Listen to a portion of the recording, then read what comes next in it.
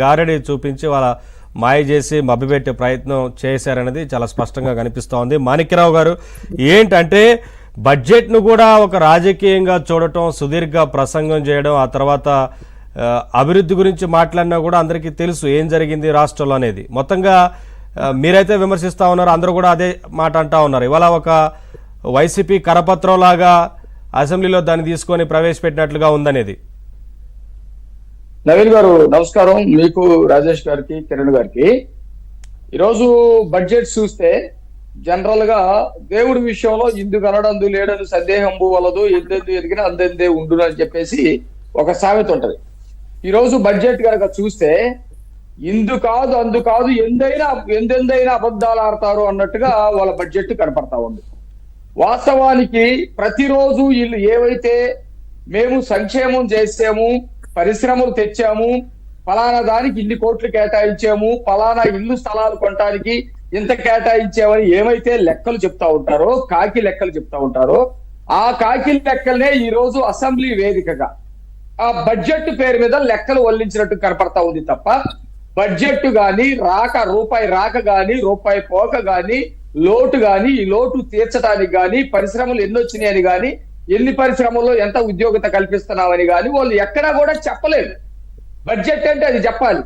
రాబడి ఈ వార్షిక సంవత్సరంలో ఇదిగో ఇంత రాబడి వస్తా ఉంది, లేకపోతే ఇంత లోటు ఉంది, ఇంత వ్యయం అవుతుంది, ఇంత మేము పన్నుల ద్వారా సంపాదన వచ్చేటువంటి అవకాశం ఉందని ఈ పద్ధతిలో బడ్జెట్ చెప్పాలి.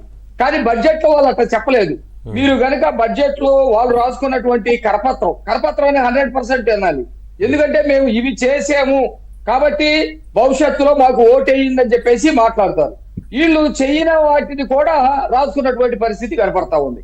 మేము గతంలో 2014లో రెవెన్యూ లోటు 16,000 కోట్లు ఉంది.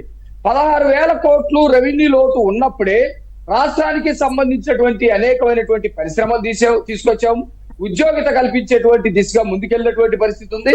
పరిశ్రమలు తీసుకురావడానికి బడ్జెట్ లో కేటాయింపులు చేసాము, వ్యవసాయానికి కేటాయింపులు చేసాము, పారిశ్రామికరణ పెంచినటువంటి పరిస్థితి.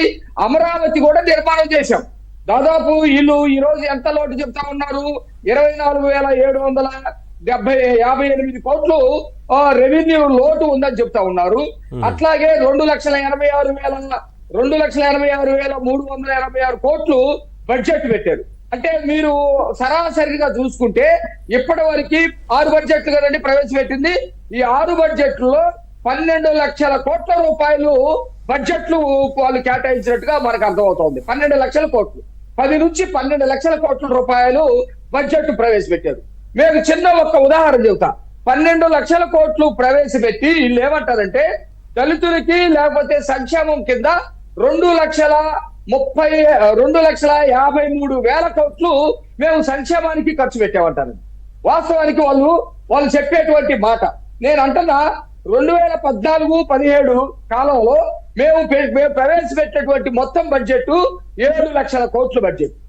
7 లక్షల కోట్ల బడ్జెట్ లో మేము ఆ రోజే 3 లక్షల కోట్లకు సంబంధించి సంక్షేమాన్ని ఇచ్చాం. ఇక్కడ ఒక చిన్న పాయింట్ మీకు గుర్తు చేస్తా ఉన్నమాట. 2014-19 మధ్య మేము కేటాయించిన మొత్తం బడ్జెట్ 5 సంవత్సరాల్లో బడ్జెట్ 7 లక్షల కోట్లు. కేవలం సంక్షేమానికి మేము ఖర్చు పెట్టింది 3 లక్షల కోట్లు. వీళ్ళు దాదాపు 12 లక్షల కోట్ల బడ్జెట్ ఇప్పటి వరకు ప్రవేశపెట్టారు. 2,58,000 కోట్లు ఖర్చు పెట్టాము అంటున్నారు. దీన్ని చాలా ఎక్కువగా చూపిస్తున్నారు. వాస్తవానికి అది కాదు. ఎక్కడ ఖర్చు పెడతారు? భూమి కొనుగోలు పథకం ఉండేది మాకు.